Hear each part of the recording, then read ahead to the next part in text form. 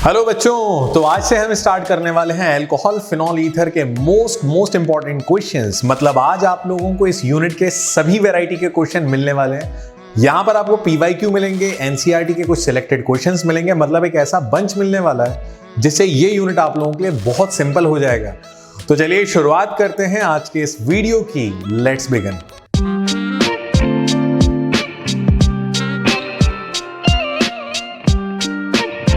तो बच्चों, जैसा कि हम देख सकते हैं यहां पर पहला क्वेश्चन है क्वेश्चन नंबर 1। क्वेश्चन नंबर 1 बड़ा इंटरेस्टिंग क्वेश्चन है। क्या क्वेश्चन है? Orthonitrophenol has lower boiling point than paranitrophenol. देखो यार, ऑर्थो पैरानाइट्रोफिनॉल पे कई तरह के क्वेश्चन आते हैं, तो मेरा टारगेट ये रहेगा कि इस एक क्वेश्चन के साथ मैं आपको और भी वैरायटी कवर करवाऊं। तो चलिए देखते हैं इनमें आखिर क्या कॉन्सेप्ट लगता है। अगर हम बात करें ऑर्थोनाइट्रोफिनॉल की, तो यार ऑर्थोनाइट्रोफिनॉल जो होता है ना, उसका स्ट्रक्चर कुछ ऐसा होता है। जैसा कि आप देख सकते हैं, मैंने ऑर्थो और पैरानाइट्रोफिनॉल का पहले स्ट्रक्चर बना दिया। ये जो येलो कलर से आपको दिख रहा है, दिस इज ऑर्थोनाइट्रोफिनॉल। बच्चों, ऑर्थोनाइट्रोफिनॉल के अंदर होता है इंट्रामॉलिक्यूलर हाइड्रोजन बॉन्ड, जिसकी वजह से ऑर्थोनाइट्रोफिनॉल लाइफ टाइम अकेला रह जाता है। मतलब वो आपस में हाइड्रोजन बॉन्ड बनाएगा और सिंगल रह जाएगा। लेकिन पैरानाइट्रोफिनॉल की बात करें तो पैरानाइट्रोफिनॉल एक लॉन्ग चेन बनाता है, क्योंकि एक पैरानाइट्रोफिनॉल किसी दूसरे पैरानाइट्रोफिनॉल के साथ बनाता है इंटरमॉलिक्यूलर हाइड्रोजन बॉन्ड। और बच्चों, यही वजह है कि ऑर्थोनाइट्रोफिनॉल हमेशा होता है मोर वोलेटाइल। अगर बात करेंगे जल्दी वेपर कौन बनाएगा, तो भैया जल्दी वेपर बनाएगा जो ज्यादा वोलेटाइल है, दैट इज ऑर्थोनाइट्रोफिनॉल। अगर बात करें बॉइलिंग पॉइंट किसका ज्यादा है, तो बच्चों जो ज्यादा वोलेटाइल होता है उसका होता है लेस बॉइलिंग पॉइंट, और जो कम वोलेटाइल होता है उसका हायर बॉइलिंग पॉइंट है। तो गाइज, इसका सीधा सीधा रीजन आपके सामने बोर्ड पे लिखा है। Orthonitrophenol is more volatile and having less boiling point due to intramolecular hydrogen bond, but paranitrophenol is less volatile and having higher boiling point due to intermolecular hydrogen bond. तो बच्चों, जब भी आप इस आंसर को लिखो तो बाद में आप ये स्ट्रक्चर जरूर बनाना। इस तरह से आपका क्वेश्चन नंबर 1 हो जाएगा कंप्लीट। और आप थोड़ा ध्यान दो, मैंने एक पैरानाइट्रोफिनॉल के OH को ऊपर बनाया, NO2 को नीचे बनाया, फिर अगला पैरानाइट्रोफिनॉल NO2 ऊपर बना दिया, OH नीचे बना दिया। तो ये जो NO2 है ये पीछे भी हाइड्रोजन बॉन्ड बना रहा है, और ये OH जो है ये आगे भी हाइड्रोजन बॉन्ड बना रहा है। तो फाइनली हमारा पहला क्वेश्चन होता है कंप्लीट। उम्मीद है आपको समझ में आया हो। इसे नोट कर सकते हैं आप लोग। यहां पर हमारा क्वेश्चन नंबर 2, अगर आपको नहीं दिख रहा तो मैं इसका स्ट्रक्चर प्रॉपर बना देता हूं। क्वेश्चन नंबर 2 में पूछा है right the IUPAC name of the given compound. बच्चों, सेंट्रल बोर्ड ICSE में IUPAC नेम 100% आता है।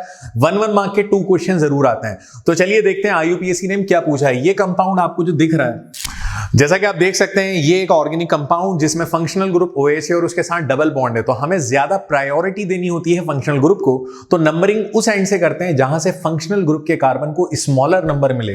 तो नंबरिंग करेंगे फ्रॉम राइट साइड। तो यह आ गया कार्बन नंबर 1, 2, 3, 4, 5 एंड 6।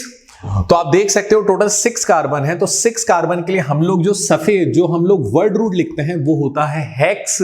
फिर उसके बाद 4th और 5th के भी डबल बॉन्ड है, लेकिन माना जाएगा 4th का, तो हेक्स 4 इन। 3rd पे OH है तो 3 ऑल। तो बच्चों, ये इस कंपाउंड का नाम हो गया हेक्स 4 3 ऑल। और बच्चों, एक बात का ख्याल रखना, जब भी नाम लिखने में स्पेस आएगा वहां पे आप डैश लगा दोगे, बीच में स्पेस नहीं छोड़ोगे। या तो आप मर्ज करके लिख दो या डैश लगा कर नाम कंप्लीट करो। तो ये हो गया हमारा क्वेश्चन नंबर 2 कंप्लीट। अब आते हैं क्वेश्चन नंबर 3 पर। क्वेश्चन नंबर 3 जो है बड़ा इंटरेस्टिंग क्वेश्चन है और हमारी फिनॉल की प्रिपरेशन पे क्वेश्चन है। क्वेश्चन नंबर 3 में बोला गया है right the chemical equation for the preparation of phenol from benzene using oleum and sodium hydroxide। ये क्या चीज है, तो चलिए समझते हैं। सबसे पहले बोला गया बेंजीन का यूज करना है। ये कंपाउंड बेंजीन है। आपको शायद मालूम होगा, ओलियम का मतलब होता है H2SO4 प्लस SO3, जिसको मर्ज करके H2S2O7 भी लिखते हैं। और बच्चों, जहां भी सल्फ्यूरिक एसिड का रिएक्शन होता है वो सल्फोनेशन कहलाता है। तो मुझे बेंजीन का सबसे पहले ओलियम से रिएक्शन कराना है, मतलब सल्फ्यूरिक एसिड से रिएक्शन कराना है अलॉन्ग विद SO3, और यहां पर ये स्टेप है सल्फोनेशन।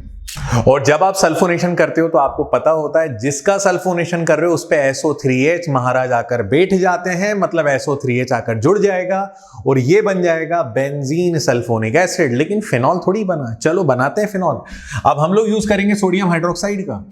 बेंजीन सल्फोनिक एसिड से बन गया sodium sulphonate, sodium salt of sulphonic acid. और फाइनली जब sodium salt of sulphonic acid बन जाता है तो अगेन इसका NaOH से रिएक्शन कराया जाता है, फॉलोड बाय एसिड हाइड्रोलाइसिस। और जैसे ही आप एसिड हाइड्रोलाइसिस करोगे NaOH की रिएक्शन के बाद, तो जो SO3Na है वो वहां से पूरी तरह रिमूव हो जाएगा और यहां पर हमारे पास मिल जाएगा benzene with OH, that is phenol. तो बच्चों ये मेजर स्टेप्स हैं इस रिएक्शन की। ये एक तरह का ऑर्गेनिक कन्वर्जन भी बन सकता है, हमारा डायरेक्ट क्वेश्चन भी आ सकता है।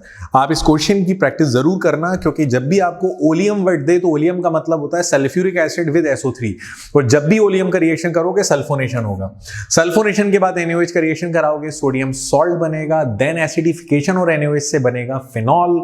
इसी के साथ ये कॉन्सेप्ट होता है कंप्लीट। अगले क्वेश्चन पे आते हैं।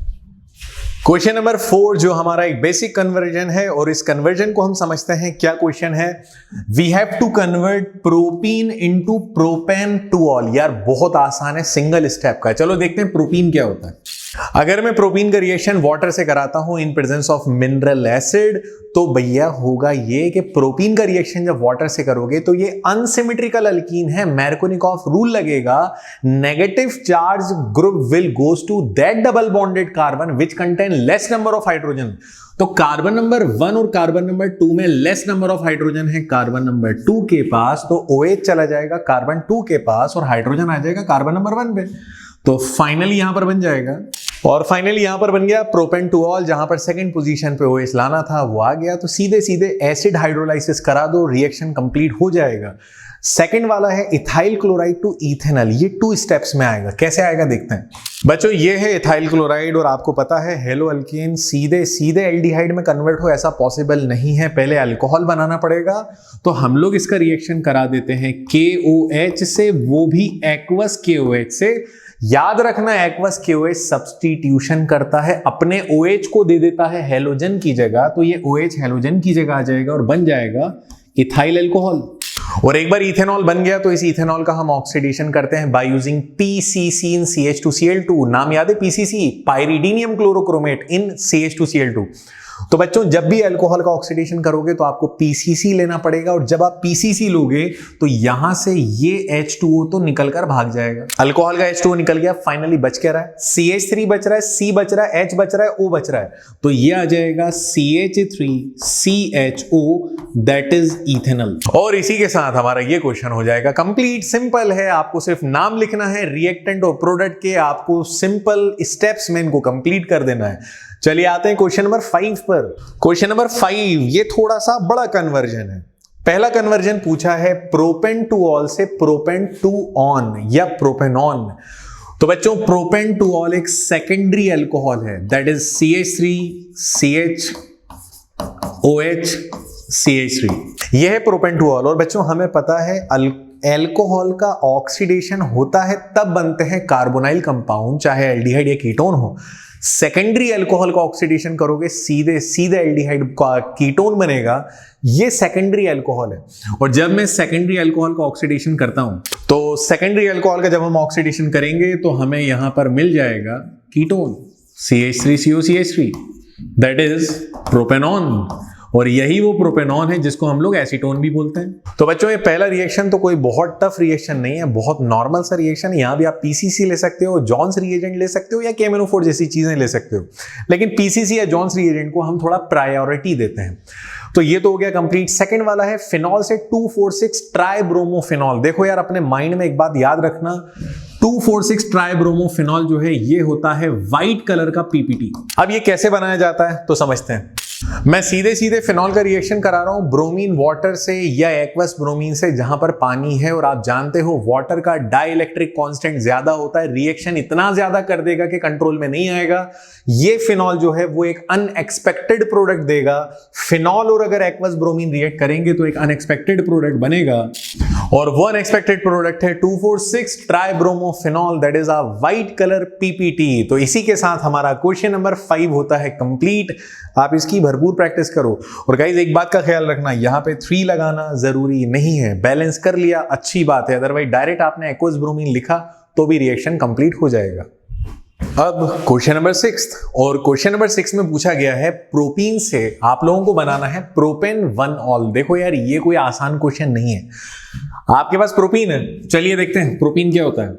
आपके पास ये प्रोपीन है, अगर आपके दिमाग में ये आ रहा है कि आप वाटर का रिएक्शन करा दोगे तो रुक जाओ, आप गलत करने वाले हो। आपको फर्स्ट कार्बन पे OH ग्रुप को लाना है, और बच्चों फर्स्ट कार्बन पे OH ग्रुप डायरेक्ट कभी भी नहीं आएगा, पहले हेलोजन लाना पड़ेगा, फिर KOH का रिएक्शन करा के फिर OH लाएंगे। बिना हेलोजन के नहीं आएगा। अब आप कहोगे सर हेलोजन कैसे है, तो चलिए मैं बताता हूं। हम लोग इसका रिएक्शन कराते हैं HBr से इन प्रेजेंस ऑफ पेरोक्साइड। जब भी कभी आपको फर्स्ट पोजीशन पे कोई ग्रुप लाना हो, खास तौर से नेगेटिव चार्ज वाला ग्रुप, तो वो डायरेक्ट नहीं आता, पहले HBr और पेरोक्साइड का रिएक्शन होता है, उसके बाद आप वो ग्रुप ला सकते हो जो आप चाहते हो। तो जब HBr और पेरोक्साइड का रिएक्शन करेंगे तो एंटी मार्कोनिकॉफ रूल लगेगा, मतलब negative charge group will goes to that double bonded carbon which contain more hydrogen. तो भैया कार्बन नंबर 1 पे ज्यादा हाइड्रोजन है, कार्बन नंबर 2 पे कम हाइड्रोजन है। ब्रोमीन आएगा कार्बन नंबर 1 पर, हाइड्रोजन जाएगा कार्बन 2 पर।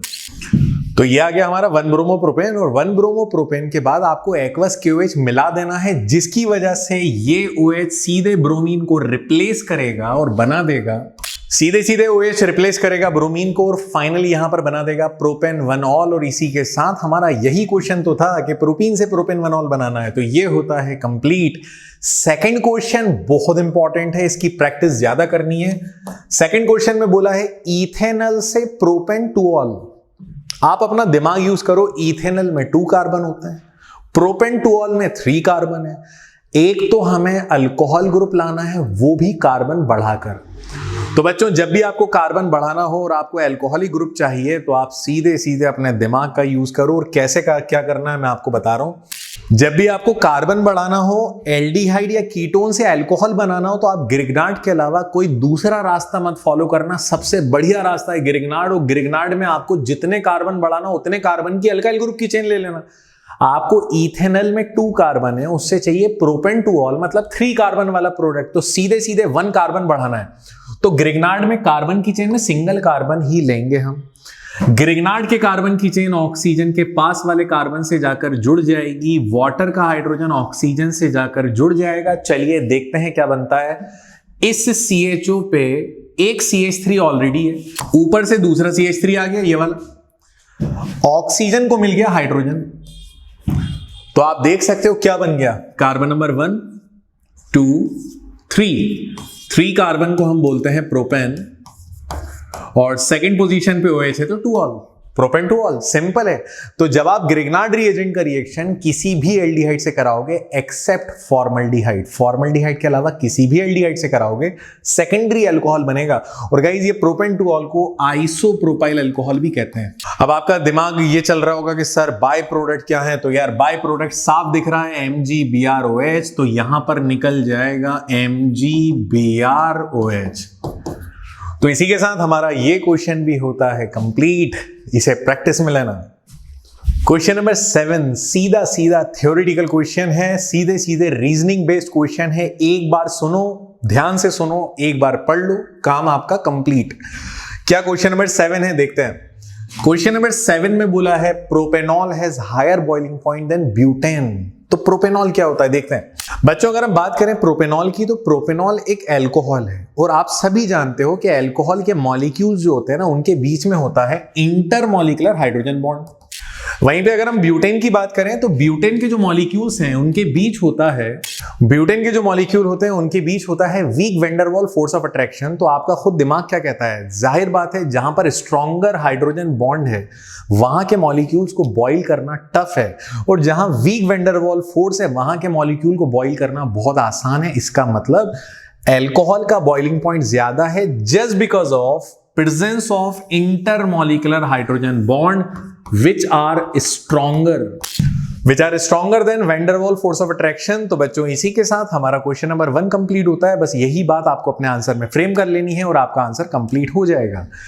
क्वेश्चन नंबर 2 बड़ा इंपॉर्टेंट क्वेश्चन है। क्वेश्चन नंबर 2 बोल रहा है orthonitrophenol is more acidic than orthomethoxyphenol. तो पहले इनका स्ट्रक्चर देखना पड़ेगा, तब रीजन समझ में आएगा। जैसा कि आप देख सकते हैं यहां पर मैंने दोनों स्ट्रक्चर बना दिए, ऑर्थोनाइट्रोफिनॉल एंड ऑर्थोमिथॉक्सीफिनॉल। दोनों में एक ही बात का डिफरेंस है। ऑर्थोनाइट्रोफिनॉल में NO2 ग्रुप प्रेजेंट है जो इलेक्ट्रॉन अट्रैक्ट करने वाला है, ये इलेक्ट्रॉन अपनी तरफ खींचता है, मतलब ये है इलेक्ट्रॉन विड्रॉइंग ग्रुप। और बच्चों जहां पे भी इलेक्ट्रॉन खींचने वाले ग्रुप आते हैं ना, इलेक्ट्रॉन अपनी तरफ खींचने वाले ग्रुप आते हैं, अट्रैक्ट करने वाले ग्रुप आते हैं, वो शो करते हैं -I इफेक्ट। और आप सभी को पता होगा कि जब भी -I इफेक्ट होता है तो वहां पर इलेक्ट्रॉन विड्रॉइंग ग्रुप का नेचर है इलेक्ट्रॉन्स को अपनी तरफ अट्रैक्ट करना। जब इलेक्ट्रॉन्स को अपनी तरफ अट्रैक्ट कर रहा होता है तो कहीं ना कहीं फिनॉक्साइड आयन जो बनेगा उसका नेगेटिव चार्ज कम होता है, और नेगेटिव चार्ज जितना कम होगा मॉलिक्यूल उतना रिलैक्स फील करेगा और उतना ज्यादा स्टेबल होगा। तो लगातार इलेक्ट्रॉन अपनी तरफ खींचने वाले मतलब इलेक्ट्रॉन विड्रॉइंग ग्रुप जितने ज्यादा होते हैं उतना मॉलिक्यूल में स्टेबिलिटी आती है और उतना एसिडिक कैरेक्टर बढ़ता है, क्योंकि कोई भी अपने पास नेगेटिव चार्ज रखना पसंद नहीं करता। इसी तरह से अगर हम ऑर्थोमिथॉक्सीफिनॉल की बात करें तो यहां पर मिथॉक्सी ग्रुप जो है ये इलेक्ट्रॉन रिलीजिंग ग्रुप है।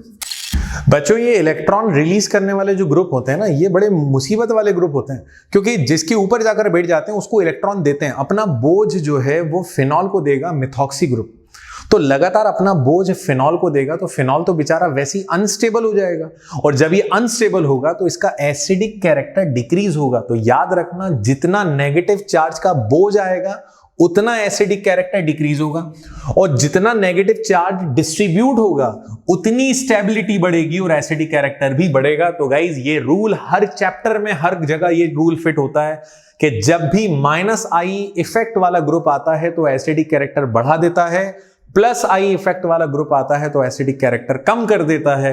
यह आंसर आप लोगों को याद रखना बहुत जरूरी है, बहुत इंपॉर्टेंट क्वेश्चन और उसका बहुत important concept. One more reasoning based question जो हमारे कॉन्सेप्ट्स को, हमारी प्रैक्टिस को और स्ट्रॉन्ग कर देगा। और इस क्वेश्चन का क्या कॉन्सेप्ट है समझते हैं। Boiling point of ethanol is higher than methanol. देखो यार, इथेनॉल मीथेनॉल एक ही फैमिली के दो बच्चे हैं, एक का नाम इथेनॉल और एक का नाम मीथेनॉल। जब एक ही फैमिली के मेंबर में कंपैरिजन हो तो आप अपना दिमाग का यूज करना। ऐसी सिचुएशन में बच्चों, ऐसी सिचुएशन में जब एक ही फैमिली के दो मेंबर हो तो बॉइलिंग पॉइंट का कॉन्सेप्ट जो है वो कहीं ना कहीं मॉलिक्यूलर मास पे डिपेंड करता है। जैसे जैसे मॉलिक्यूलर मास बढ़ेगा, नंबर ऑफ कार्बन बढ़ेंगे, बॉइलिंग पॉइंट बढ़ेगा। तो इथेनॉल के पास 2 कार्बन है, मीथेनॉल के पास 1 कार्बन है। यही रीजन है कि भाई इथेनॉल का मॉलिक्यूलर मास ज्यादा है, उसके पास नंबर ऑफ कार्बन ज्यादा है और इसीलिए उसका बॉइलिंग पॉइंट ज्यादा है। तो ये हमारा कॉन्सेप्ट हर यूनिट में फिट बैठता है। और कभी कभी ऐसा भी होता है कि भाई बॉइलिंग पॉइंट जो है वो ब्रांचिंग के इनवर्सली प्रोपोर्शनल, कार्बन चेन की जो ब्रांचिंग है उसके इनवर्सली प्रोपोर्शनल हो जाता है। तो कभी कभी आप ब्रांचिंग वाला कॉन्सेप्ट लगा सकते हो, लेकिन 90% जो कॉन्सेप्ट लगता है वो ये लगता है कि boiling point is directly proportional to molecular mass. With increase in molecular mass or increase in number of carbon chain, boiling point of organic compound increases. तो ये हमारे क्वेश्चन नंबर 1 का आंसर हो जाएगा। Question number 2, phenol is stronger acid than alcohol. देखो यार, okay तो चलिए हम इस क्वेश्चन के सेकंड पार्ट पे आते हैं। क्वेश्चन नंबर 2 में पूछा है कि भाई फिनॉल ज्यादा एसिडिक है और अल्कोहल कम एसिडिक है, तो उसका रीजन बताना है। तो बच्चों बड़ा सीधा सीधा रीजन है। देखो हम सभी ने पढ़ा है कि भाई अल्कोहल हो या फिनॉल हो या कोई भी चीज हो, एसिड उसे कहते हैं जो एक्वस मीडियम में हाइड्रोजन आयन को रिलीज कर दे। अब एक्वस मीडियम में जो हाइड्रोजन आयन को रिलीज कर देगा वो डेफिनेटली हाइड्रोजन आयन को रिलीज करेगा, वो एसिड कहलाएगा और साथ में बनाएगा आयन। फिनॉक्साइड आयन और एल्कोक्साइड आयन में अब जब हम कंपैरिजन करते हैं तो हम ये देखते हैं कि फिनॉक्साइड आयन में जो नेगेटिव चार्ज है, ये नेगेटिव चार्ज रेजोनेंस की वजह से बेंजीन और ऑक्सीजन के बीच शेयर हो रहा है, डिस्ट्रीब्यूट हो रहा है। जितना नेगेटिव चार्ज डिस्ट्रीब्यूट होता है मॉलिक्यूल या आयन की स्टेबिलिटी उतनी बढ़ जाती है। तो इसका मतलब ये होता है तो जब हम कंपैरिजन करते हैं तो हम सीधे सीधे एक बात देखते हैं कि यहाँ पे नेगेटिव चार्ज डिस्ट्रीब्यूट हो रहा है ड्यू टू रेजोनेंस, और रेजोनेंस की वजह से जब नेगेटिव चार्ज डिस्ट्रीब्यूट होता है तो फिनॉक्साइड आयन होता है मोर स्टेबल, एल्कोक्साइड आयन होता है लेस स्टेबल। और यही रीजन है बच्चों, जो लेस स्टेबल आयन बनाएगा वो होगा लेस एसिडिक, और जो मोर स्टेबल आयन बनाएगा वो होगा मोर एसिडिक। तो ये सिंपल रीजन कि फिनॉल ज्यादा एसिडिक होता है और अल्कोहल कम एसिडिक होता है। अब इसका थर्ड पार्ट भी है, और मुझे पूरी उम्मीद है कि आपको मैंने थर्ड पार्ट अभी कुछ देर पहले पढ़ाया, आप जरा दिमाग लगाओ और इसका आंसर दो। और अगर आप इसका आंसर निकाल सकते हो तो यार कमेंट बॉक्स में एटलीस्ट यस जरूर लिख देना भाई, जरूर यस लिखना। चलिए बढ़ते हैं नेक्स्ट क्वेश्चन पर। हमारा नेक्स्ट क्वेश्चन जो हमें ईथर सेक्शन से मिल रहा है, और ये क्वेश्चन है विलियमसन सिंथेसिस या विलियमसन प्रोसेस या विलियमसन रिएक्शन। तो क्वेश्चन ये है, right the equation involve in the reaction of Williamson synthesis. तो बच्चों विलियमसन सिंथेसिस में हम लोगों को लेना होता है एल्काइल हैलाइड, हमें लेना होता है एल्काइल हैलाइड विद सोडियम या पोटेशियम एल्कोक्साइड। और जब हम रिएक्शन इनका कंप्लीट कराते हैं तो हम लोग ये देखते हैं कि भाई यहाँ का जो X है वो सोडियम के साथ निकल जाएगा, मतलब NX निकल गया, और फाइनली बच क्या रहा है, तो यहाँ बच रहा है ROR' and this compound is known as ether, इसे ईथर बोला जाता है। अब इसी रिएक्शन में अगर मैं यहां पर हेलो एल्केन या अल्काइल हैलाइड की जगह CH3Cl ले लूं और यहां ले लूं C2H5ON है, तो इसका नाम है क्लोरोमीथेन। तो इस कंपाउंड का नाम है इथाइल मिथाइल ईथर। एक तरफ इथाइल है और एक तरफ मिथाइल है, इथाइल मिथाइल ईथर ये कॉमन नेम है, और IUPAC नेम है मिथॉक्सी ईथेन। तो बच्चों ये हमारा विलियमसन होता है कंप्लीट। विलियमसन के बाद नेक्स्ट क्वेश्चन है, ये जो कंपाउंड है यहां पर एक साइक्लोहेक्सेन पर ऊपर NO2 जुड़ा है और साइड में जुड़ा है OC2H5। तो बच्चों OC2H5 ईथर है और NO2 नाइट्रो है। तो OC2H5 के कार्बन को हम लोग कार्बन नंबर 1 मानेंगे और ये आ गया कार्बन नंबर 2। तो इसका नाम होगा 1 इथॉक्सी, क्योंकि पहले कार्बन पे इथॉक्सी है, दूसरे पर नाइट्रो है तो 2 नाइट्रो साइक्लोहेक्सेन। तो ये हमारा आ गया क्वेश्चन नंबर 10 कंप्लीट। अब आते हैं क्वेश्चन नंबर 11 पर। क्वेश्चन नंबर 11 जो है वो बहुत इंपॉर्टेंट क्वेश्चन है for your board exam as well as for competitive exam. Phenyl methyl ether का जब हम HI से रिएक्शन करते हैं तो मिथाइल आयोडाइड और फिनॉल बनता है। ऐसा क्यों होता है, तो चलिए देखते हैं। जब हम किसी ईथर का रिएक्शन HI या HBr से कराते हैं तो बच्चों रूल ये है कि अनसिमेट्रिकल ईथर में, जहां पे ऑक्सीजन के दोनों तरफ डिफरेंट कार्बन की चेन हो, अनसिमेट्रिकल ईथर में स्मॉलर कार्बन चेन हेलोजन को अपने साथ बाइंड करती है और बनाती है alkyl halide. For example phenyl और मिथाइल में स्मॉलर कार्बन चेन मिथाइल की है, मिथाइल इस आयोडीन को मिलाएगा और बना लेगा मिथाइल आयोडाइड CH3I। यही क्वेश्चन में बोला है कि मिथाइल आयोडाइड बना रहा है। उसके बाद हाइड्रोजन जो है वो बेंजीन और O से जुड़ जाएगा और ये बना देगा फिनॉल। मतलब यह है कि स्मॉलर कार्बन चेन जो है वो हेलोजन ले जाएगी, लार्जर कार्बन चेन OH ले जाएगी। और क्वेश्चन यही है कि भाई ऐसा क्यों होता है, स्मॉलर कार्बन चेन के पास OH क्यों नहीं आता। तो चलिए इसका सिंपल सा मैकेनिज्म से मैं आपको इस आंसर को समझाता हूं। देखो हमने क्या करा, हमने फिनाइल मिथाइल ईथर लिया, फिनाइल मिथाइल ईथर या एनिसॉल बड़ा फेमस नेम है इसका। हमने इसका रिएक्शन कराया, HI से करा रहे हैं, लेकिन HI में पहले H पॉजिटिव आके रिएक्ट कर रहा है। आपको पता है कि ऑक्सीजन पे होते हैं लोन पेयर ऑफ इलेक्ट्रॉन। ये लोन पेयर इलेक्ट्रॉन जैसे ही किसी पॉजिटिव आयन को देखते हैं तो अपनी तरफ बुलाते हैं कि आ जाओ भाई मुझसे आके जुड़ जाओ। तो ये लोन पेयर ऑफ इलेक्ट्रॉन इस पॉजिटिव चार्ज वाले हाइड्रोजन को बुलाएगा और फाइनली बना देगा। आप देख सकते हो ऑक्सीजन से एक तरफ मिथाइल ग्रुप जुड़ा हुआ था, दूसरी तरफ हाइड्रोजन आ गया। क्योंकि यहां ऑक्सीजन ने लोन पेयर शेयर करा तो बच्चों ऑक्सीजन पे आ जाएगा पॉजिटिव चार्ज, ऑक्सीजन पे आ जाएगा पॉजिटिव चार्ज, और ये स्टेप कहलाती है प्रोटोनेशन। फाइनली प्रोटोनेटेड ईथर बन गया, मतलब हाइड्रोजन वाला ether, that is protonated ether. अब ये प्रोटोनेटेड ईथर बिल्कुल भी स्टेबल नहीं है। ऑक्सीजन ने हाइड्रोजन को जोड़ तो लिया, पॉजिटिव आ गया, लेकिन वो उसका नेचर नहीं है, उसको पसंद नहीं है। अब ऑक्सीजन क्या करेगा, ऑक्सीजन किसी तरह से इस पॉजिटिव चार्ज को हटाना चाहेगा, और पॉजिटिव चार्ज को हटाने के लिए अब इस पॉजिटिव चार्ज को हटाने के लिए देखो हाइड्रोजन को तो उसने खुद ही इनवाइट करा है, तो हाइड्रोजन को दूर नहीं कर सकता, बेंजीन को दूर नहीं कर सकता, तो किसे दूर करेगा, बलि किसकी चढ़ाएगा। अब वो दूर करेगा मिथाइल ग्रुप को, और जैसे ही मिथाइल ग्रुप को अलग करेगा फाइनली यहां पर बन जाएगा फिनॉल। और जो बेचारा CH3 निकला वो पॉजिटिव चार्ज लेके निकला। अब CH3 रो रहा है कि भाई मुझ पे तो पॉजिटिव आ गया, मेरा तो कोई साथ देने वाला नहीं है। इतने में यहां से आता है I नेगेटिव, क्योंकि आपको पता है हम लोग रिएक्शन करा रहे हैं HI का, जहां H पहले आ चुका और अब आ रहा है I नेगेटिव। तो I नेगेटिव CH3 पॉजिटिव से जुड़ेगा और बना देगा alkyl iodide, that is methyl iodide. तो बच्चों सीधे सीधे रीजन ये है कि जब पॉजिटिव चार्ज लेने की बात आती है तो छोटा ग्रुप जो है उस बेचारे को पॉजिटिव चार्ज दे दिया जाता है और इसीलिए स्मॉलर कार्बन चेन जो है वो हेलोजन को अपने साथ जोड़कर अल्काइल आयोडाइड बनाती है। तो ये हमारे इस क्वेश्चन का बड़ा सिंपल सा आंसर है and this is question number 11। चलिए बढ़ते हैं नेक्स्ट क्वेश्चन की तरफ। क्वेश्चन नंबर 13, जहां पर आप लोगों को रिएक्टेंट्स दिए हैं और आपको उनके प्रोडक्ट बताना है। तो चलिए वन बाय वन देखते हैं क्या यहां पर रिएक्टेंट है और हमें क्या पर्टिकुलर प्रोडक्ट्स बनाना है। पहला रिएक्टेंट है CH3 CH2 CH2O CH3 plus HBr। बच्चों HBr में H पे प्लस होता है, Br पे माइनस होता है। और आपको पता है जब ऑक्सीजन के दोनों तरफ कार्बन की चेन हो तो generally smaller carbon chain will combine with halogen, मतलब मिथाइल ग्रुप जो है वो ब्रोमीन के साथ मिलेगा और बना देगा CH3Br, दैट इज ब्रोमोमीथेन। और फाइनली पूरे 3 कार्बन ऑक्सीजन और हाइड्रोजन मिलकर अल्कोहल बनाएंगे। ये क्वेश्चन आपके लिए काफी इंपॉर्टेंट है, कई चीजों में इंपॉर्टेंट है क्योंकि यहां पे आप एक नया कॉन्सेप्ट भी सीखने वाले हो। इसके बाद सेकंड क्वेश्चन जो आप देख सकते हो ये बेंजीन है, थोड़ा सा डायग्राम ऊपर नीचे हो गया। ये बेंजीन है जिसपे OC2H5 जुड़ा है और साथ में HBr से रिएक्शन करा रहे हो।